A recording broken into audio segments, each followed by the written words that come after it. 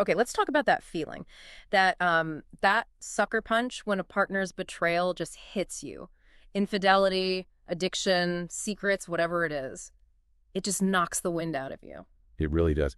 And, that intense anger that bubbles up, Yeah. it's really important for listeners to hear this, that anger isn't you being crazy or overreacting. Right. Research actually shows it's, well, a predictable and totally legitimate response to such a profound violation.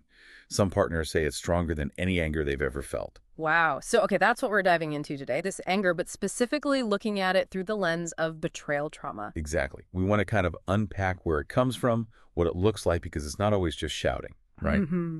And crucially, talk about healthier ways to, manage it, to move towards healing. Okay, so let's start there. Betrayal trauma. What makes it different? Well, it's a specific kind of psychological injury. It happens when someone you fundamentally rely on for safety, for love, for security, violates that trust in a really deep way. Especially in a partnership. Especially then, because your partner, the person who's supposed to be your safe place, suddenly becomes the source of this immense pain. It's a profound shock to the system. It really turns your world upside down. Like everything you thought was true about your life, your relationship, suddenly feels like a lie. Precisely. It's often described as a shattered reality. The ground just vanishes beneath your feet. You're in emotional free fall. And shared memories, future plans. They can all feel tainted, yeah. Mm. The whole attachment bond gets severely damaged, and, the impact, it often mirrors PTSD symptoms. Really? Like what kind of symptoms? Things like intrusive thoughts or flashbacks of discovering the betrayal, feeling constantly on edge, that hypervigilance, heightened startle response, big mood swings. Including that explosive anger we mentioned. Yes, definitely. Also avoidance, wanting to numb out, and real physical symptoms too. Trouble sleeping, exhaustion, headaches, stomach issues, muscle tension. The body keeps the score. There's a lot, and it's often not just one thing, is it? It can be complex. Very often. We talk about complex betrayal trauma when it's repeated over time. And you might have overlapping types: attachment trauma, sexual betrayal, emotional betrayal, all tangled up. You mentioned betrayal blindness earlier, too. Yeah, sometimes as a survival mechanism, people might unconsciously minimize or deny what's happened because it's just too overwhelming to face head on initially. That makes sense. It's self-protection. It is. And the crucial shift in understanding all this, thanks to work by organizations like APPS and IITAB, is moving away from blaming the partner's reactions. Like calling them codependent or something. Exactly. And moving towards a trauma-informed view that validates their pain. Okay, so validation is key. Now, let's dig into the roots of that intense anger. Where does it actually stem from? Well, multiple places, really. First, it's a primal response. It's about injustice. Betrayal shatters fairness, trust, fundamental things. So the anger is a protest saying this is not okay. It's your whole being reacting to the wrongness of it. Absolutely.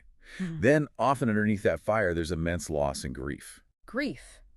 Over what, specifically? Oh, the loss of the relationship you thought you had, the partner you believed in, the future you planned, your sense of safety, even your self-worth can take a massive hit. Anger can sometimes feel safer, like a shield against that deep well of sadness. So anger as a protector. In a way, yes. It can also be the fight part of the fight, flight, freeze response. Your safety has been annihilated, right? So you feel fear of it happening again, fear of the unknown. Anger can feel like taking action, trying to regain some control in a situation where you feel completely powerless. Pushing back against that helplessness. You got it. And the intensity. It usually mirrors how deep the bond was, how severe the betrayal. So it's not just one simple emotion. How does this anger actually, show up day to day? It's diverse. You get the obvious intense rage, the outbursts. Yeah. But also chronic resentment, just this bitterness simmering below the surface. Irritability, like a short fuse. Definitely. Snapping easily. Passive aggression can be another manifestation. And sometimes, paradoxically, it shows up as numbness. Feeling nothing as a sign of anger. How does that work? It's often a form of dissociation.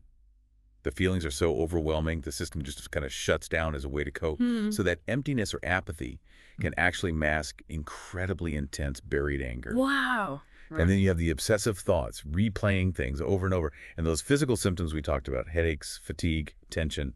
Right, the body's stress response. Yeah. It makes sense. Yeah. But letting this anger run unchecked, Yeah, there's a cost, a right? huge cost. Yeah. Mentally, it can worsen depression, anxiety, make PTSD symptoms more severe, tank your concentration, erode your self-esteem. Physically, too. Yes, chronic fatigue, sleep issues are common. Mm. But long-term, unmanaged stress and anger can contribute to cardiovascular problems, weaken the immune system. Mm. It takes a toll. And relationships, not just with the partner. Exactly. It obviously hinders any chance of repair with a betraying partner if that's desired. But it can also spill over onto kids, family, friends, leading to isolation when you need support most. And in severe cases, it can increase the risk of self-harm or turning to unhealthy coping mechanisms. Okay, so managing it is crucial. How do people start turning towards healing? Not suppressing it, but handling it constructively. The first step, maybe the most important, is validation. Hmm. Acknowledge the anger. It's normal. It's legitimate. Feeling it doesn't make you a bad person. But feeling it is different from acting destructively on it. Absolutely. That's the key distinction. Then learning emotional regulation skills, finding your window of tolerance, that optimal zone of arousal. Body-based techniques are great here. Like what? Simple things. Deep, slow breathing. Noticing your feet on the floor, the chair supporting you, anything to ground you in the present and calm the nervous system. Grounding. And Okay. assertive communication. Wow. It's the middle ground between being aggressive and being passive, using I feel statements. Can you give an example? Sure. Like, I feel scared and angry when I find inconsistencies in what you're telling me because it breaks my trust all over again. I need transparency right now. Clear, direct about your feeling and need. That's much different than just yelling. What about triggers? Those moments that just set everything off again? Yeah, triggers are tough. They're reminders of the trauma. Having a plan helps. Step 1, recognize you've been triggered.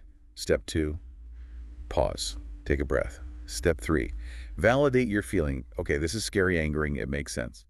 Step 4, check your safety now. Are you actually in danger right now? And use those grounding tools. It sounds like a process, definitely not a quick fix, and it seems like it goes deeper than just managing the anger itself. Oh, for sure. Lasting healing means addressing those core wounds, the hit to your self-worth, the loss of safety, the grief. Cultivating self-compassion is vital. How do you do that? Especially when you feel so hurt. It involves self-kindness, talking to yourself like you would a friend, recognizing your shared humanity. Suffering is part of life. You're not alone. And mindfulness, observing your pain without judgment. A simple practice is the self-compassion break.